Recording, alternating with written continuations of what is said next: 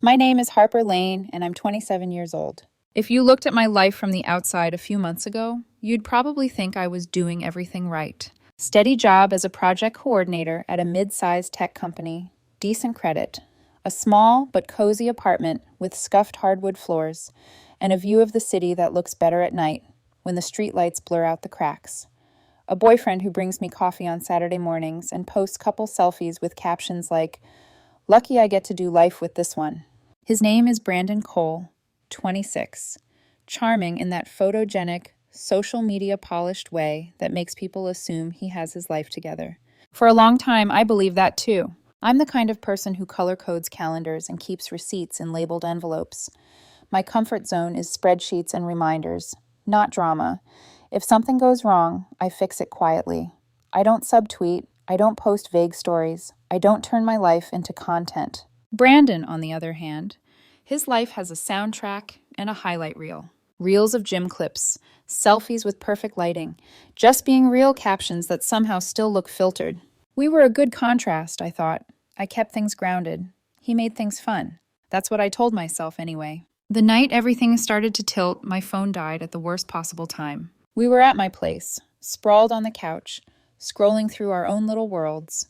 Rain tapped softly against the windows, the TV playing some show we weren't really watching. My stomach rumbled, and I realized we hadn't eaten since lunch. "My phone's dead," I said, flipping the black screen toward him. "Can I use yours to order food? Please tell me you're in the mood for Thai." He didn't even look up. "Yeah, sure, it's on the coffee table. Face ID's off." I reached for his phone, half thinking about pad Thai, half thinking about deadlines at work. Normal, boring thoughts. When I tapped the screen, it lit up. Hinge, then Bumble, then Tinder. 3 notifications, stacked one after another, like the universe decided subtlety was overrated. For a second, my brain did that thing where it tries to apply a reasonable explanation over raw panic. Old accounts, I told myself. He probably just never deleted them. People forget. Maybe they send random notifications sometimes. Except the previews didn't look old. New like from, new match with, new message. You seem really fun. We should. My pulse roared in my ears. I shouldn't have opened it. I know that. Privacy, boundaries, whatever. But there's a point where respecting privacy starts to feel like refusing to look at a house that's clearly on fire. I tapped Hinge. His profile filled the screen. New photos. Ones I'd taken, actually. The one of him laughing with a coffee mug. The one at the lake last month. Not ancient, not forgotten. His answers were updated too. Little jokes we'd made together. The fun fact I'd convinced him to use. And under that, active now. My throat went dry. Messages. He had threads. Not a few, not old ones. Recent timestamps, ongoing conversations. I backed out and opened Bumble. Same story. Different women. Different compliments. The same pattern. Tinder was worse. His bio had been updated 3 days ago. New photos. New looking for something real line. The shower in my bathroom was still running.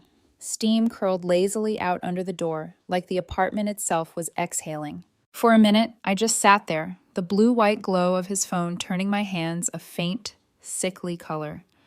My reflection stared back at me in the dark TV screen. I looked stunned, ridiculous, like someone who'd walked into the wrong movie and hadn't noticed yet. The bathroom door opened. "Hey, did you order?" Brandon started.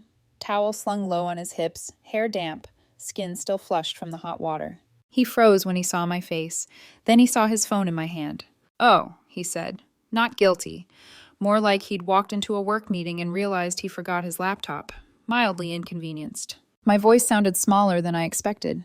"So, you're still on dating apps?" He hesitated for a fraction of a second, then stepped into the living room like nothing was wrong. "You went through my phone?" "I picked up your phone to order food," I said, trying to keep my hands from shaking. The notifications popped up in my face.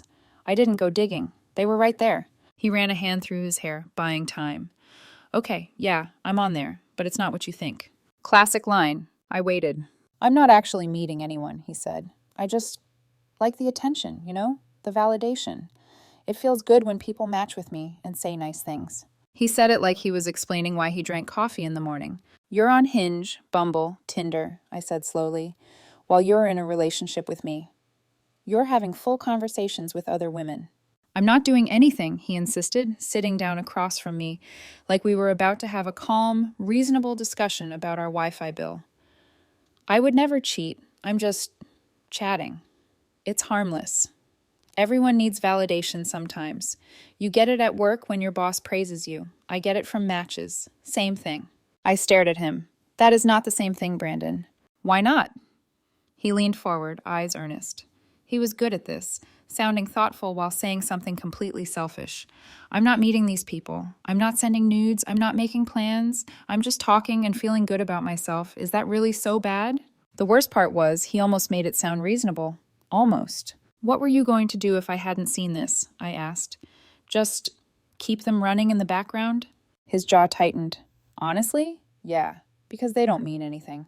Then why hide them? I shot back. Why turn your phone if I walked into the room? Why not mention you were still active on 3 different apps if it's such a non-issue? He sighed like I was the one exhausting him. Because I knew you'd react like this. Like what? Insecure, controlling. He shrugged. You already know you're my girlfriend. You know I'm with you. If a few strangers think I'm hot and send me a message, why does that threaten you so much? The words hit like a slap. Insecure, controlling. I could feel my cheeks burning. It doesn't threaten me, I said, my voice tighter now. It disrespects me. Those are different things. He shook his head. You're reading way too much into this. Society puts so much pressure on guys to be successful, to be the provider, to be on all the time. I don't get told I'm enough. I don't get compliments like women do. This is how I compensate. It's my little confidence boost. That's all. And my feelings? I asked quietly. You're making this about you, he said, almost gently. It's not about you. It's about me and my self-esteem. Don't you want me to feel good about myself? There it was, the trap. If I said no, I was unsupportive. If I said yes, I had to swallow my boundaries. We went in circles for almost an hour. Me, trying to explain that dating apps are literally designed for flirting, for meeting people, for shopping for options. That it didn't matter if he claimed he wasn't meeting them. He was still treating our relationship like a safety net instead of a commitment. Him, insisting I was overreacting, accusing me of policing his phone, reminding me of the times I'd gotten praise at work or from coworkers, and come home smiling, like that was the same as him marketing himself to strangers with curated pictures and witty prompts. At some point, he started crying. Frustration, he said, the pressure he was under, that if I really loved him, I'd understand that this was about his confidence, not my worth. By the time my pad thai craving had turned into a dull nausea, I felt like I'd been twisted inside out. He reached for my hand. Look, if it bothers you this much, fine. I'll be more careful. More careful? I echoed. With how I use them, he clarified quickly. Less chatting, fewer apps open. But I need something, Harp. I don't get the kind of validation you do. Women have like 100 options. Guys don't. When someone matches with me, it feels like proof I'm not useless. I stared at our joined hands, at the faint indentation on his finger where a ring could have been someday, if things were different. Okay, I heard myself say, even though every instinct screamed not to. If it's really just validation, and you're not meeting anyone, and you're honest with me, fine, keep them. His whole face brightened, like I'd handed him a gift. Really? See? I knew you'd understand if I explained it. He kissed my forehead, like we'd just survived some big external crisis together, instead of one he'd created. He went back to his spot on the couch, picked up his phone, and within minutes his thumbs were moving again. The blue glow lit his face, turning him into a silhouette of someone I suddenly wasn't sure I knew. I watched him for a long time. The TV murmured in the background. Rain kept tapping against the glass.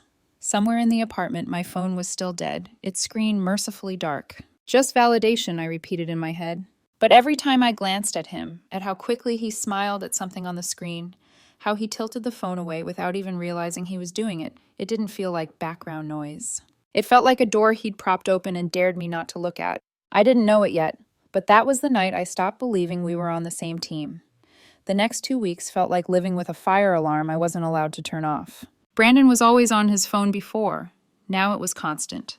Little things I'd never noticed suddenly felt loud.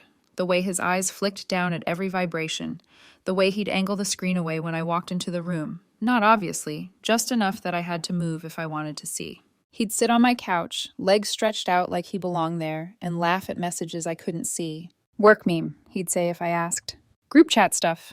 Just the guys. I didn't press. Not constantly. I didn't want to be that girlfriend, the one clawing at privacy like it was proof of something.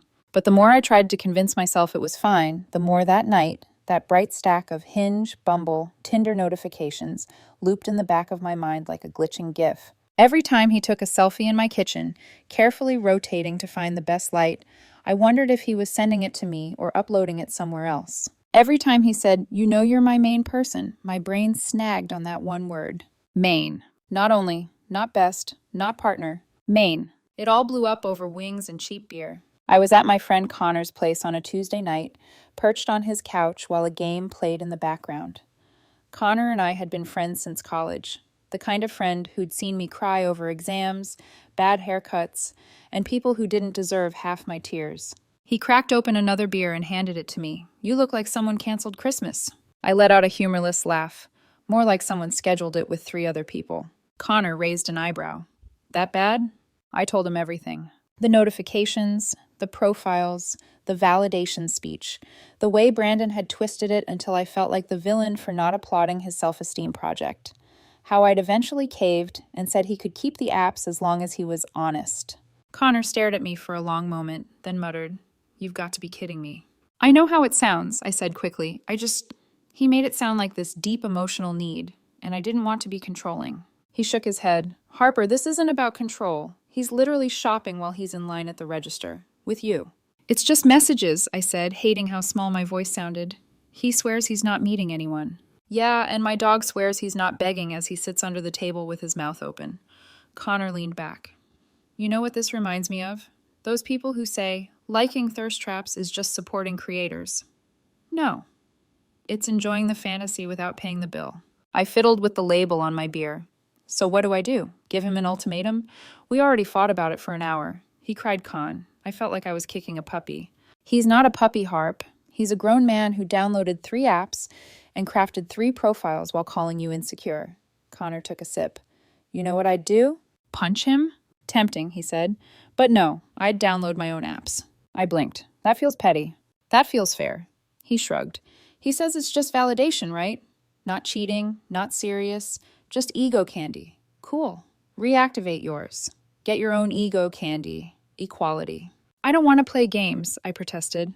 "Then stop pretending you're not already in one," he said gently. "You didn't pick the board. He did. You're just deciding whether you're going to stand there watching him move pieces or actually touch the damn chess set."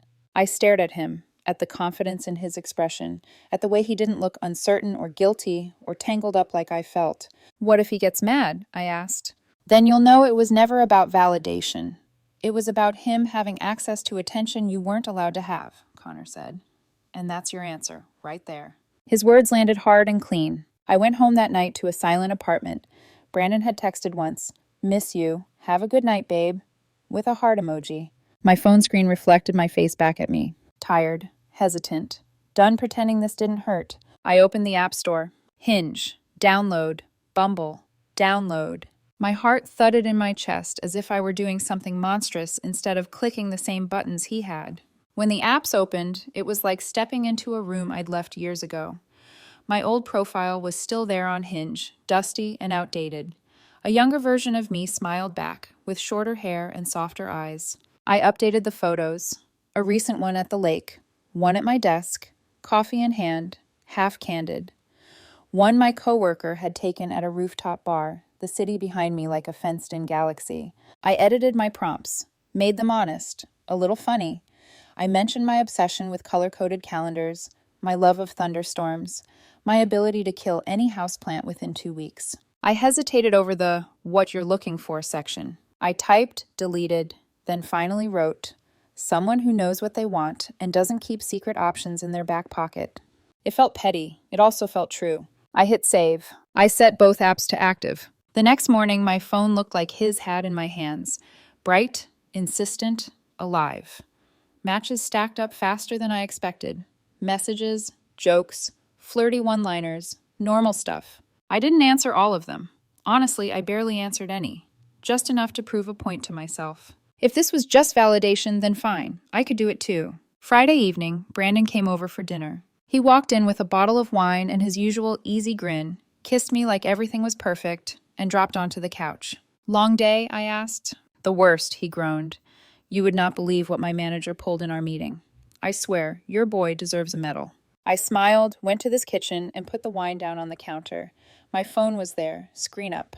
A notification pinged. Hinge. New, like from... Before I could flip it over, Brandon walked in behind me to grab a glass. He saw it. His body went still. What was that? He asked. I turned the phone over calmly. A notification. From Hinge, he said. Yep. He stared at me. Why do you have Hinge notifications? Because I reactivated my apps, I said, forcing my voice to stay level. Hinge and Bumble. His jaw actually dropped. You what? I shrugged with a casualness I did not feel. Reactivated my apps. You said it's just validation. Everyone needs it, right? Color rose in his cheeks. You're not serious. I am, I said. I used some new photos. Updated my prompts. It's kind of fun, actually. People are nice. He set the wine bottle down a little too hard. Harper, that's completely different. How? Because, he said, floundering. Because I told you about mine. You just went and downloaded yours behind my back to get even. That's manipulative. You told me about yours, I corrected, after I caught you. And you only told me because the notifications outed you. I tilted my head. I'm telling you about mine right now, so we're good. He shook his head, disbelief turning to anger. This isn't the same thing at all. You're doing this to hurt me. I'm doing this, I said slowly, because you told me this behavior was fine. You literally called it harmless and necessary. I'm just participating in the system you built. That's not fair, he snapped. My laugh came out sharper than I meant it to. Fair? You, on 3 dating apps while we're together, is fair? Me doing the exact same thing is where you draw the line? He pointed at my phone like it had offended him. Delete them. No. His eyes widened. Excuse me? I said no, I repeated. You get validation. I get validation. What's the problem? You're being vindictive, he said, voice rising. You're trying to punish me. That's not healthy. That's not how adults handle conflict. This from the man who turned our relationship into a secret casting call, I muttered. He ran his hands through his hair again, pacing now. You know what? I need some space. I'm not going to stand here and be attacked because I was honest about my needs. He grabbed his keys. Brandon, I said quietly, if you walk out, don't pretend this is about honesty. It's about the fact that you can't handle your own rules being applied to you. He didn't answer. The door slammed behind him so hard my picture frames rattled. 5 minutes later, my phone buzzed. Brandon, delete those apps. Now. This is so disrespectful. I stared at the message for a full minute before replying. Me. Why? You said it's just validation. That's all I'm getting. The typing bubbles appeared, disappeared, appeared again. Then nothing. He reached out a couple of days later. Brandon, can we talk? I miss you. We met at a coffee shop on Monday. Neutral territory. The espresso machine hissed in the background, and the air smelled like burnt sugar and milk. He looked tired, dark circles under his eyes. He sat down across from me, wrapped his hands around his cup like it was an anchor. I've been thinking, he said. Okay, I said. The apps are important for me, he said carefully, for my self-esteem. They just are. But I get that you're uncomfortable. He took a breath. So, here's what I'm proposing. The word proposing twisted something in my chest. For half a second, my brain flicked to an image of a ring box that would never exist between us. I keep mine, he said, but you delete yours. I blinked. I'm sorry? I need the validation more than you do, he said, warming up now, like he'd rehearsed this. You're a woman. You get attention everywhere, at work, from friends, from society. Men don't get that. We don't get told we're attractive or valuable unless we're rich or insanely successful. The apps level the playing field for me. I stared at him, stunned. So let me get this straight, I said. You keep your apps. I delete mine, because, you've decided you need validation more than I do. He nodded, relieved I was following. Exactly. It's fair if you look at it that way. You already have what I'm trying to find. I actually laughed. People turned their heads. That's literally the opposite of fair, Brandon. He frowned. If you love me, you'd understand this. If you loved me, I said, and my voice didn't shake this time, you wouldn't be on dating apps. We stared at each other across the small, sticky table. The space between us had never felt wider. This is why we're having problems, he said finally. You're not being supportive. Something inside me went very, very quiet. I picked up my cup, took a sip, and set it down with care. I'm keeping my apps, I said, just like you're keeping yours. His face hardened. Then we're done. I can't be with someone who disrespects me like this. Okay, I said. He blinked. Okay? Yeah, I said. I can't be with someone who disrespects me like this either. For the first time since this started, he looked genuinely thrown. Harper, be serious. I am, I said. You wanted to be on dating apps so badly while you had me. Now you're free to enjoy them as a single man. Congratulations. He stared at me like he didn't recognize me. You'll regret this, he said eventually. Maybe, I said, but at least if I regret something, it'll be my decision, not me going along with yours. He stood up abruptly, chair scraping. Have a nice life. You too, I said. He left the coffee shop without looking back, his reflection splintering in the glass door. I sat there for a moment, alone at the small table, listening to the whir of the grinder and the soft hum of other people's conversations. My phone buzzed. A new Hinge match. For the first time since this whole mess started, the notification didn't make my stomach drop. I picked it up, read the name, looked at the profile picture of a man with kind eyes and a crooked smile. Nathan, 29, architect. Loves old buildings, new coffee shops, and people who say what they mean. I stared at it, then at the empty chair where Brandon had been. Why not? I murmured. And I hit accept. The next few days passed in a strange, weightless blur. It's amazing how quiet your life gets when the person who used to fill every silence with their presence is suddenly gone, and you realize how much of that noise was just static. Brandon hadn't called, he hadn't texted, but he had posted. The first night after our breakup, I made the mistake of opening Instagram. There it was, a carousel post, captioned, "Sometimes walking away is the healthiest thing you can do. Protect your peace."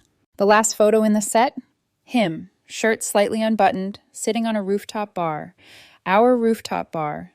Glass of whiskey in hand, half smile like he'd just discovered wisdom. The comments section was filled with heart emojis, praise, and a few too many "you deserve better" messages from women I didn't know. One of them was Madison Price, his ex-girlfriend. That stung more than I wanted to admit. But I didn't delete my apps. If anything, I opened them more often. At first, it was just curiosity, then something else. I wasn't chasing attention. I was trying to see what truth looked like again. Conversations that didn't require translation or walking on eggshells.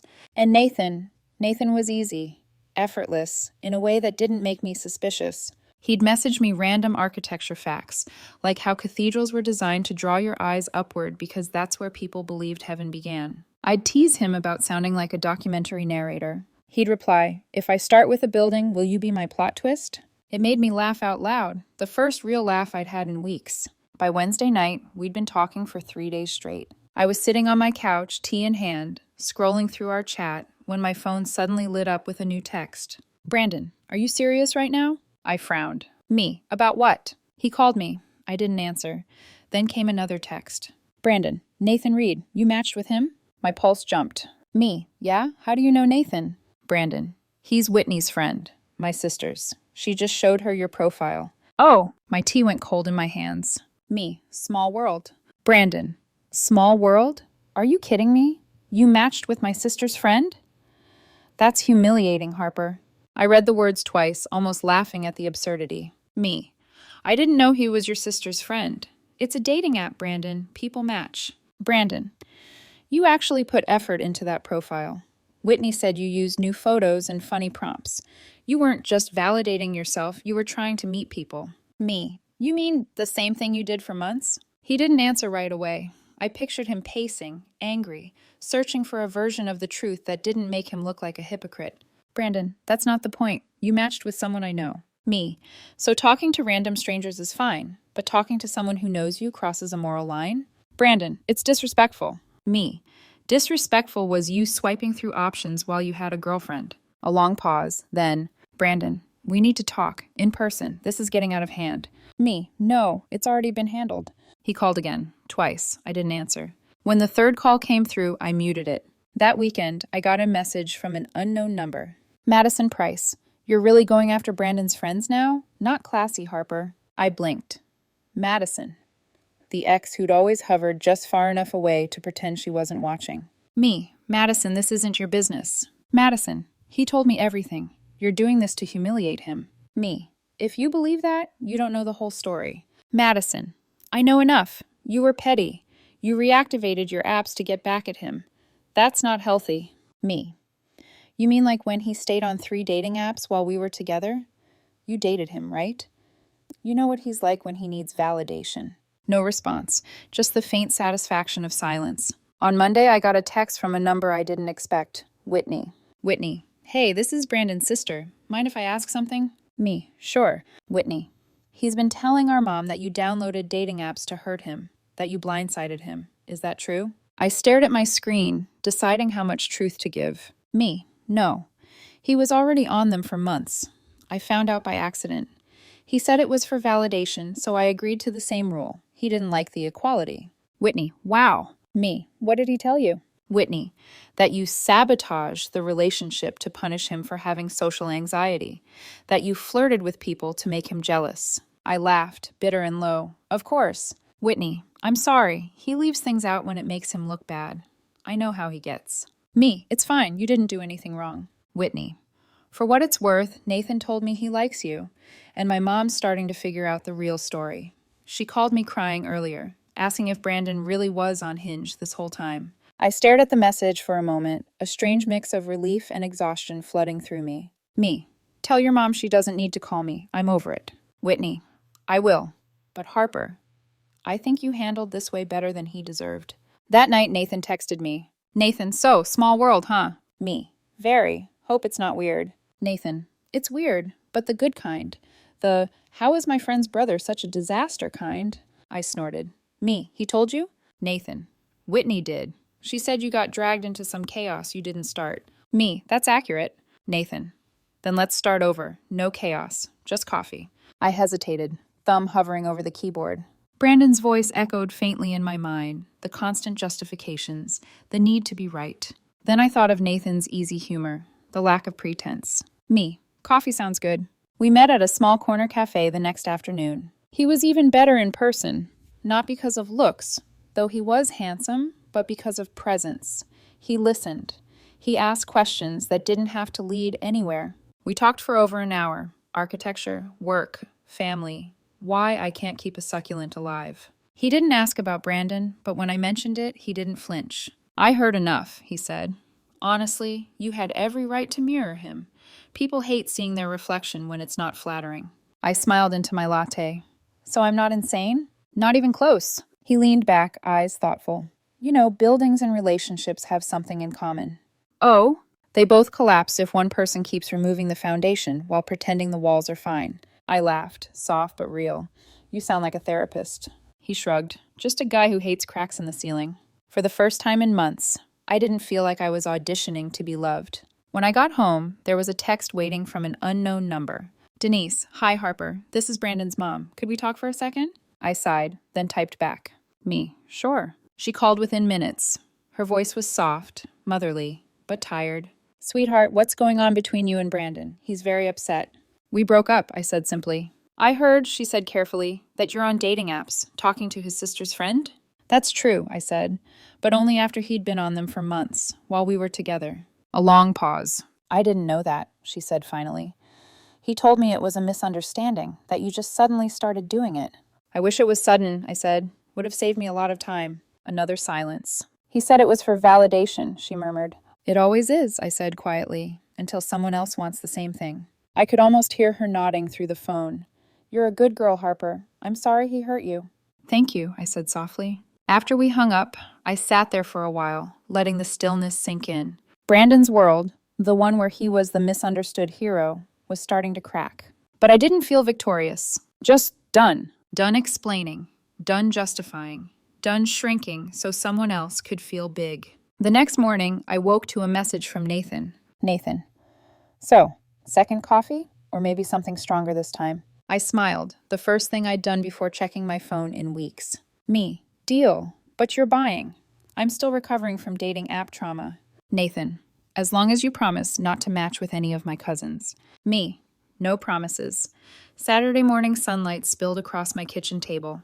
The first light in weeks that didn't feel heavy. I poured coffee, scrolled through a quiet phone, and for once, there were no frantic texts, no guilt-tripping voicemails, no late-night, we need to talk messages from Brandon. Just peace. And Nathan's name, blinking softly at the top of my inbox. Nathan, hope you're not still traumatized from our coffee date.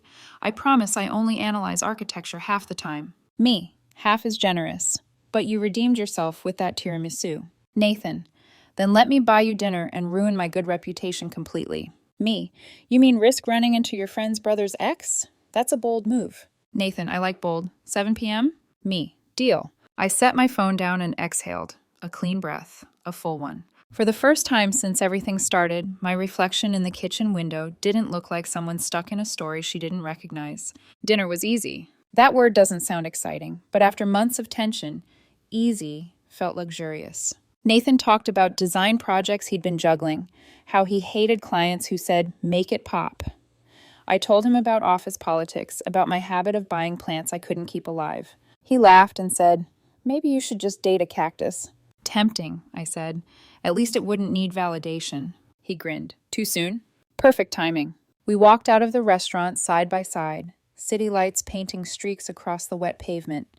He offered to walk me home, and I didn't hesitate before saying yes. Sunday morning, the storm returned. Not outside, on my phone. A message request, dozens of them, from old mutuals, screenshots, snide comments. Brandon had posted again. This time it wasn't vague. His caption read, "It's wild how some people pretend to be victims while flirting with your sister's friends. Some people need therapy, not Hinge." The comments were worse. Madison leading the charge. "You dodged a bullet, B. She was always attention hungry." The irony almost made me laugh. Almost. My phone buzzed again. Connor. "Tell me you've seen this garbage," he said before I could even say hello. "Oh, I've seen it." "You want me to comment something like, 'Bro, aren't you the guy who coined the term validation Olympics?'" I smiled despite myself. "Don't. It'll only feed him." He was quiet for a second. "You good?" "I'm tired," I said. "But yeah, I'm good." "Good. Because from where I'm standing, it looks like you won." Except Brandon wasn't done. By Wednesday, I got a work email. Subject line, clearing the air. From Brandon Cole. I clicked it open. "Hey, Harper. I think we should get ahead of the rumors before things get out of control. I don't want people thinking either of us was in the wrong. Maybe we could post something together. Just say we both made mistakes, that it was mutual. Also, please stop talking to my family. You're confusing them." B. I reread it twice, then 3 times. He wanted me to share the blame publicly so his image stayed clean. I forwarded the email to my personal account, then deleted it from my work inbox. I didn't respond. 2 nights later, I got a DM from Nathan. "Nathan, you might want to know. Your ex commented on one of my posts." Me, what did he say? Nathan, just nice project. Innocent enough, but then he liked 3 of my pictures, including one from 6 months ago. Me, subtle. Nathan, you okay with me blocking him?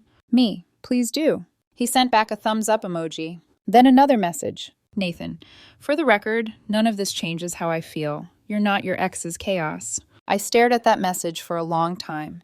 It was such a simple thing, but it landed in the quiet places I hadn't realized were still bruised. Me, thank you. The next morning, there was a knock on my door. 10 a.m. sharp. I didn't have to look at the peephole. I knew that knock. Brandon. I opened the door just far enough to meet his eyes. He looked wrecked. Not physically, but emotionally frayed. Hair unstyled, shirt wrinkled, that mix of defiance and desperation that usually comes right before an apology you don't want anymore. "Can we talk?" he said.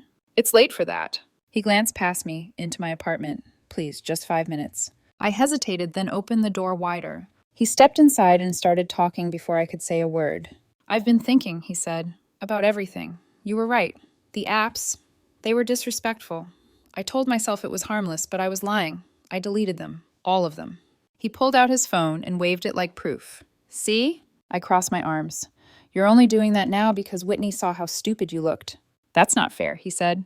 "It's true, though." He sighed, running his hands through his hair. "Fine. Yes. Seeing you match with Nathan made me realize how awful it feels. But isn't that the point of growth? Learning from mistakes?" "Brandon," I said quietly, "you didn't learn from a mistake. You learned from embarrassment." He flinched. "I'm trying to fix things, okay? Can you please just—" "No," I said, cutting him off. His voice cracked. "Why not? You said you loved me." "I did, but love isn't permission to keep hurting someone while they wait for you to stop." He blinked hard. "So that's it? You're done?" "I was done when I realized you needed strangers to tell you who you were." He stared at me, waiting for me to soften. I didn't. After a long silence, he whispered, "You're going to date him, aren't you?" I didn't look away. "Probably." He nodded, jaw tight, and left without another word. When the door clicked shut, the silence that followed didn't hurt. It felt earned. That night, I texted Nathan. "Me, about that dinner. Rain check?" Nathan, sure, everything okay? Me. My ex just came by, gave me the world's worst apology tour. Nathan, you okay? Me. Better than okay, I finally got closure. Nathan, closure is overrated, peace is better. Me. You're right, and I think I finally have some. He replied with a single line. Nathan. Then you owe me dessert for being the universe's moral support. Me. Deal. But you're choosing the place, somewhere with good boundaries and better cake. Over the next few weeks, the noise faded. Brandon stopped posting. Madison moved on to subtweeting someone else. Denise stopped calling. Whitney checked in occasionally, telling me her brother was doing some soul searching, which was code for still blaming everyone else.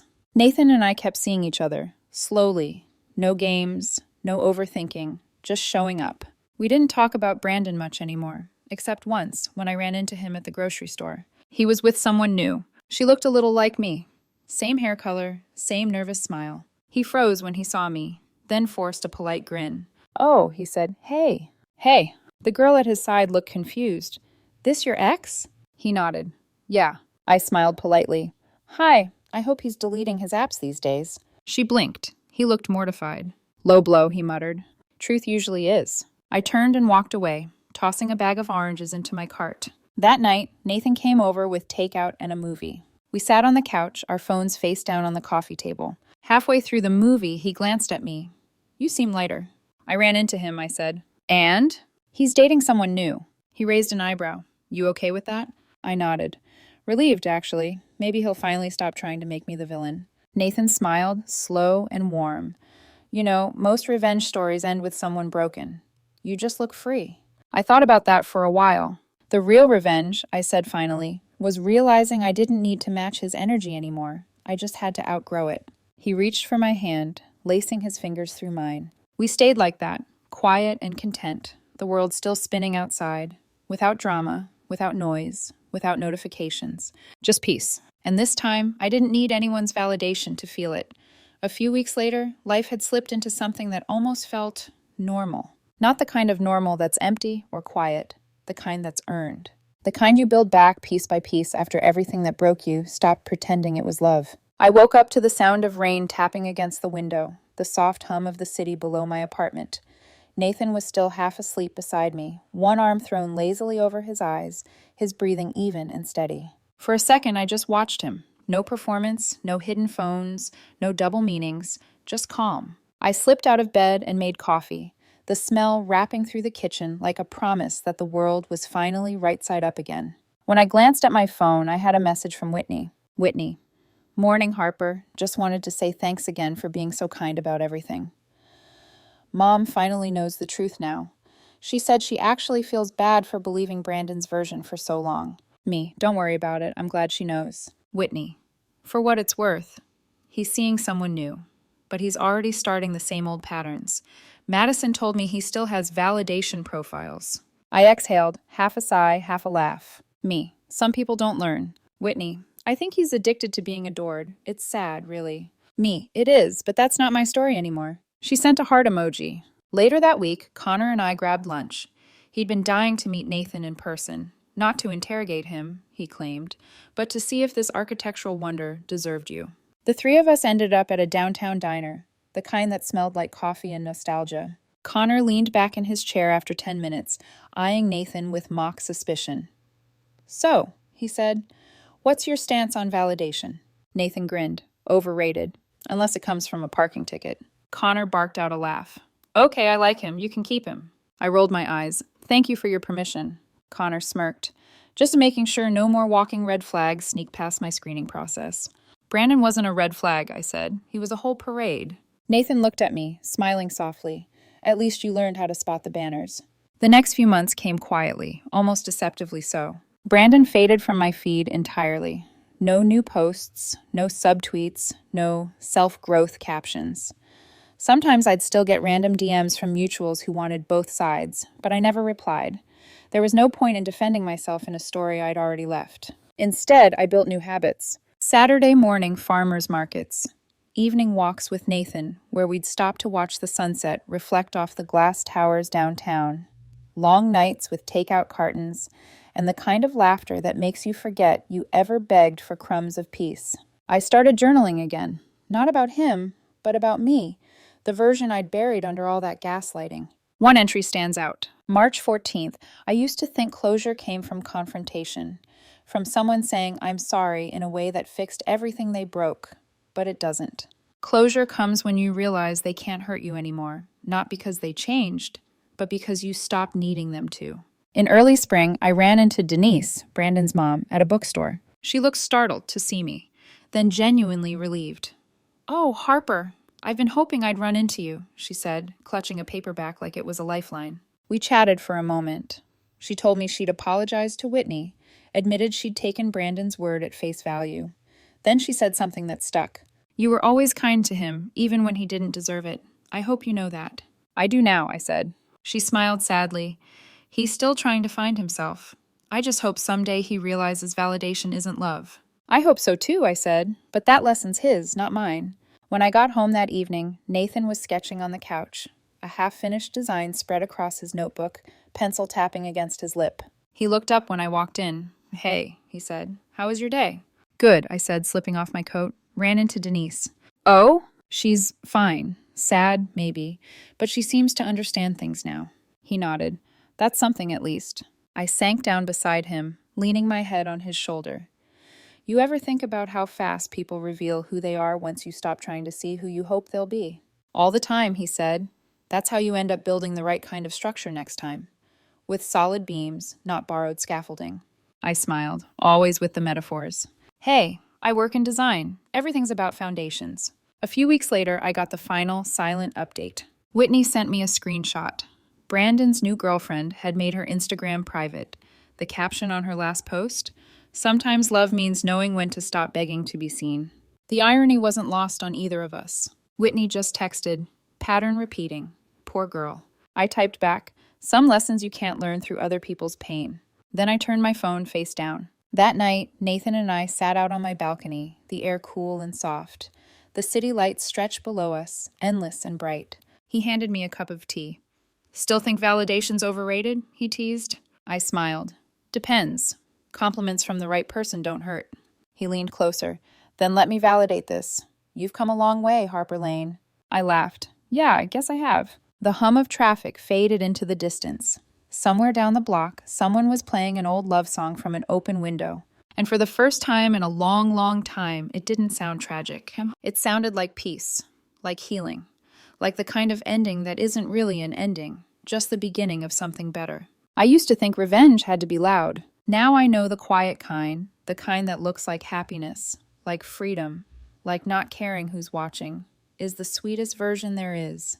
Because in the end, I didn't just prove a point. I proved that I could walk away from a story that no longer deserved me. And that's not revenge, that's redemption.